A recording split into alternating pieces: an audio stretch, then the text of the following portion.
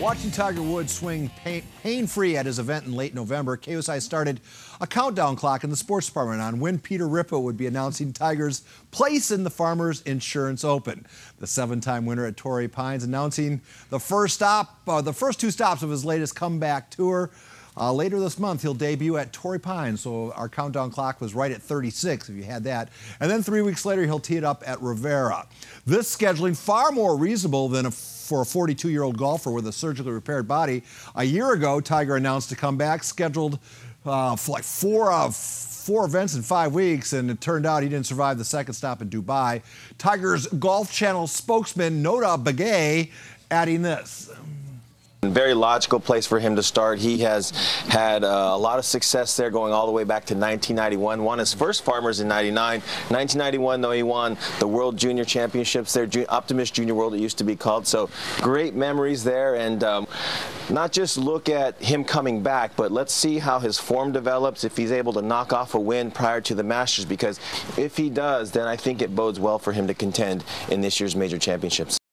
Which brings us to Chris Ello, formerly Mr. Wednesday, now Mr. Thursday. Did he just say knock off a win before the Masters? You know, will you wait for the question? Wow. You're jumping the gun there. I just this allow me to turn and say, hey, Chris, yes. Just a little while ago we were writing the guy's golf obituary, and now we're talking about wins before the Masters. Yeah, I don't even think he survives the cut.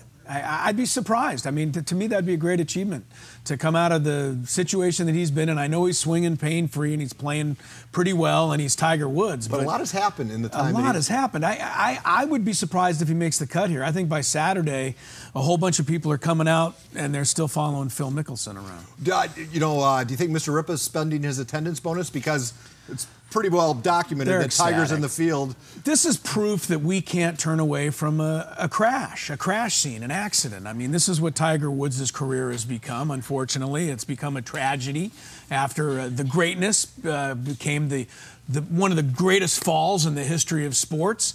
But all of these years later, after that, we still care most about Tiger Woods, and we'll find that out for sure when he comes to San Diego. So our expectations, if he makes the cut, that's a win in your To me, yeah, I would. All right, let's shift gears to even a sadder note. Padres Nation's been taking it on the chin. First Dick Enberg with a heart attack, and now Rob Pichlow, who passed away, I believe, at the age of 64. One of the longest tenured coaches in Padre history. The longest tenure, I believe. Yeah.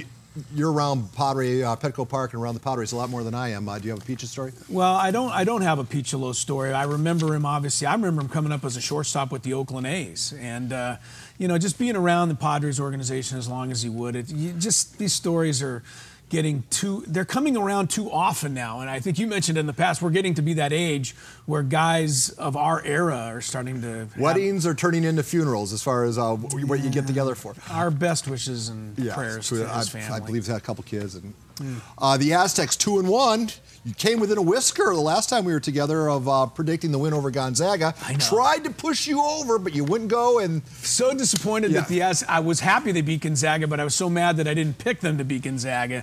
I just said it would be close. I think Brian Dutcher's doing a whale of a job. I know everybody jumped off the bandwagon a few weeks ago when they lost to Cal and Washington State, but these wins over Gonzaga, winning on the road at Colorado State at 5,000 feet, it's not as easy as people want to think. And look, Aztec basketball has been giving us good stuff for about 12 years now. I think we should stick with them a little while longer. I think people will. You wanted to talk about the Rose Bowl, a story that is now 72 hours old. So you better have something fresh, a take on the Rose Bowl. The all-time record for points scored in a Rose Bowl game was 101 until this year when it became 102. The 101 was last year. So I don't know what's ever happened to the defense at the Rose Bowl, but the last 2 years, that was a whale of a game, though. I like my great games maybe a little lower scoring than that, but I thought Georgia's coaching was fantastic. I mean, to get obliterated the way they did in the first half, 31 points and all the yardage Oklahoma got, and then Georgia held them to one touchdown the rest of the way. Is the converse that was true? outstanding. Is the opposite true then as well as far as Oklahoma coaching? No, I don't think so. I think just Georgia made the great adjustments and figured out how to finally slow down Oklahoma, and that's why they won the game. The big question is, does Georgia have anything left in the physical tank to come back now 7 days later and beat Alabama? Well, does it matter because Central Florida is really your national champions? The coach has already, or the athletic director said, we're going to have the parade, we're going to have the banner. Shouldn't they? Yeah, what are your thoughts about that? Well, all right, Alabama lost 1 game this year. 2. Auburn. Georgia lost 1 game this year. 2. Auburn. Yeah. So they beat the team. And Central Florida beat Auburn handily. So here's the thing. Central Florida, and I've been saying this all along, I think you've agreed with me, most college football fans around here would say this, I don't know that they could win the national championship, but they deserved a chance to play for it. Yeah. And they didn't get that chance. Paul Feinbaum, I'm sure you're familiar with because you're a radio guy. He's an SEC guy through and through. What did we expect? So when Central Florida announced their title plans, Paul is a little humorless. Take a listen.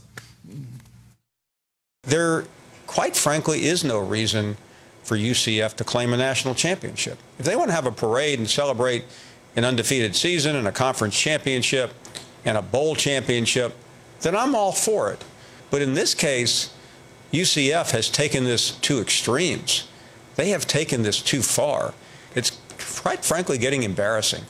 And I think UCF really should be better than that. Enjoy the championship. Don't cheapen it. Boy, don't you want to party with that guy? I want to punch that guy. Are you serious? I don't even want to give any more ink. Yeah, no more.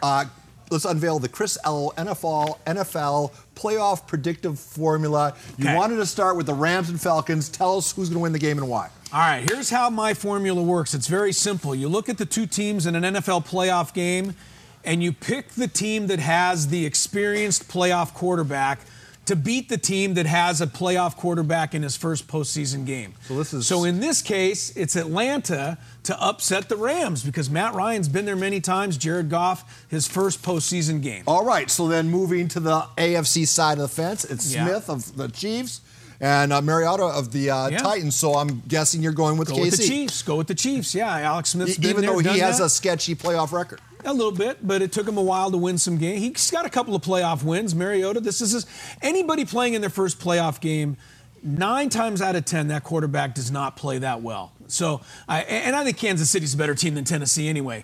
The real upset pick is Atlanta over the Rams. Now, the other 2 games don't have my formula in play because you've got New Orleans and Carolina with 2 experienced quarterbacks. You got Buffalo, Jacksonville with 2 inexperienced quarterbacks. So it doesn't work. All right. Doesn't work there. So you're taking a pass. One of the least talked about stories was back in November, the Niners approached New England about trading for Tom Brady. Yeah. They ended up with Jimmy Garoppolo. My question, did the Patriots trade the wrong quarterback? Did you just listen to what I said about experienced quarterbacks versus... So using the Ello formula, you still go with Brady even though he's close to 60 now. Yeah, close to 60. If New England was going into the postseason right now with Garoppolo at quarterback, and I know he won 4 meaningless games for the 49ers or 5, would you be picking New England to win the Super Bowl this year? All right, there's your answer. No. Marvin Lewis, coach of the Cincinnati Bengals. Still the coach of the Cincinnati Bengals. Just got re-upped for 2 years.